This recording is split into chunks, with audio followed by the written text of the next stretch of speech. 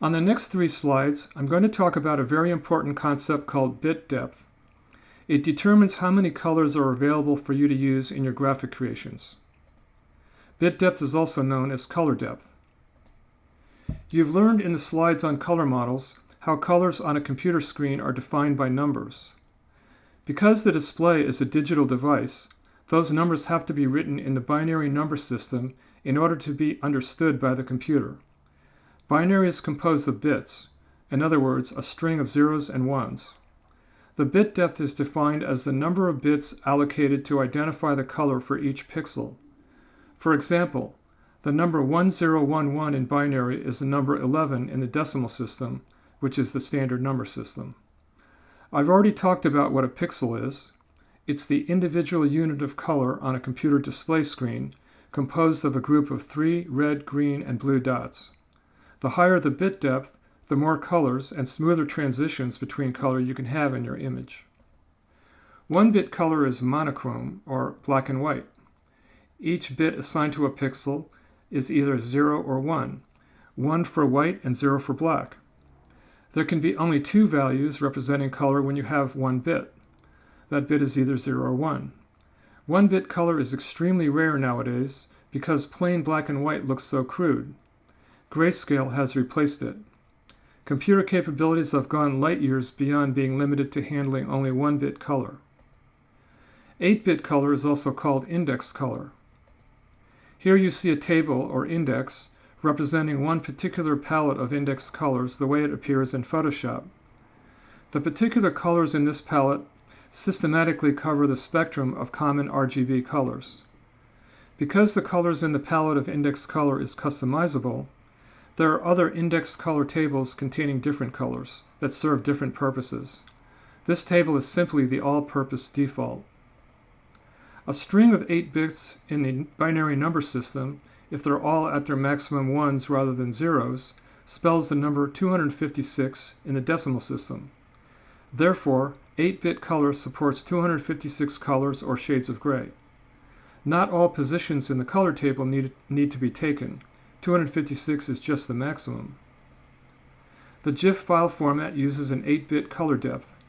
The first format for images in web pages on the internet was GIF, and the maximum bit depth for these GIF files was and still is 8 bits.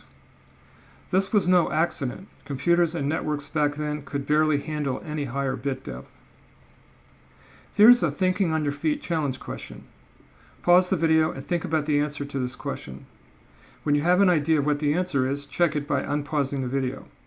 Congratulate yourself if you figured it out.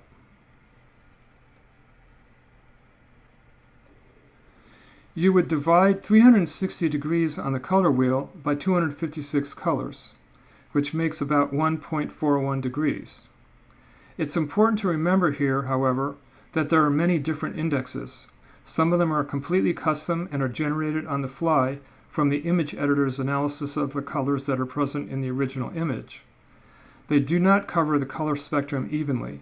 They may only focus on a particular category or relationship of colors. So this formula does not apply in those cases. This is only for the default color index. Moving up the bit depth ladder, we have 16-bit color depth. It's also called high color because it's high relative to 8-bit color. The highest binary number you can get with 16 bits is a number 32,767. That's the maximum number of colors in 16-bit color. 16-bit color depth was used as a display setting only. It was not a setting you could apply to graphics files. 16-bit color is composed of 5 bits for each of the 3 RGB numbers or channels. That makes 5 plus 5 plus 5 equals 15 bits, with 1 bit not used. You can see this illustrated here. Each of the 5-bit numbers controls the intensity of each of the R, G, and B components, which are set to those particular values in this slide. That makes the orange color that your eye sees for that pixel. This bit depth is now obsolete. It's been replaced by 24-bit color, which allows a much bigger palette of color choices. Moving up into the modern era, we have 24-bit color. 24-bit color is sometimes called true color because with it you can reproduce virtually any color your eye can see. It does not only approximate colors like 8 and 16-bit color. It's used internally for displays and is the modern standard for graphics files. In 24-bit color, you can represent over 16 million colors, which allows you to have very fine differences between colors. You can tell the difference between two adjacent colors that are extremely alike, though not the same, according to a discerning eye. In 24-bit color, you have 8 bits per RGB channel. 8 bits times 3 channels equals 24 bits. Each of these R, G, and B values is an 8-bit number, in other words, a number between 0 and 255. Each of these 8-bit numbers controls the intensity of each of the R, G, and B components. You can see the particular component values in this illustration. These 24-bit values makes the orange color that your eye sees for that pixel. Notice that this orange color is slightly different than its closest equivalent in 16 bits. That's because, as I said, 24-bit color depth is a much more precise rendering of the color. The 16-bit version of that color is only an approximation.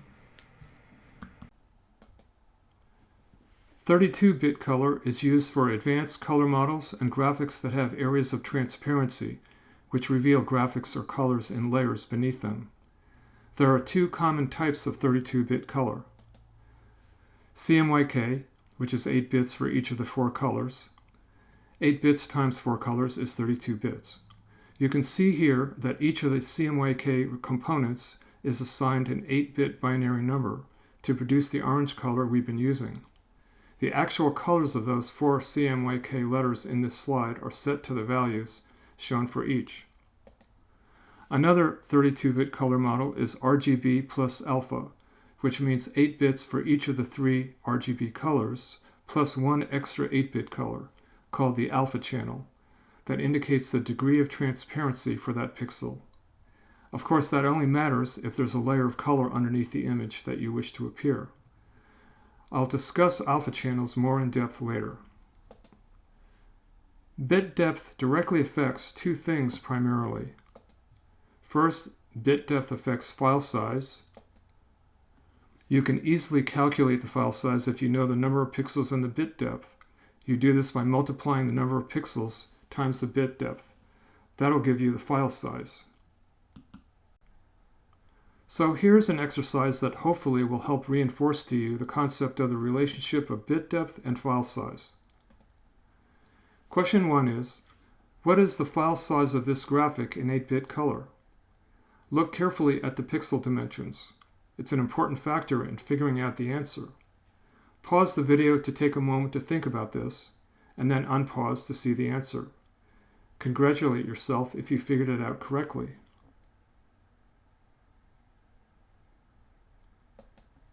The answer is to multiply the pixel dimensions 400 by 300 to get the number of pixels in the image, which is 120,000. 120,000 pixels times 8 bits for each pixel is 960,000 bits. To get the number of bytes, you would divide by 8, which gets you back to the number 120,000 or 120K. That's the file size. Question 2 is, what is the file size of this graphic in 24-bit color? Again, consider the pixel dimensions. Pause the video to take a moment to think about this, then unpause to see the answer. Congratulate yourself if you figured it out correctly.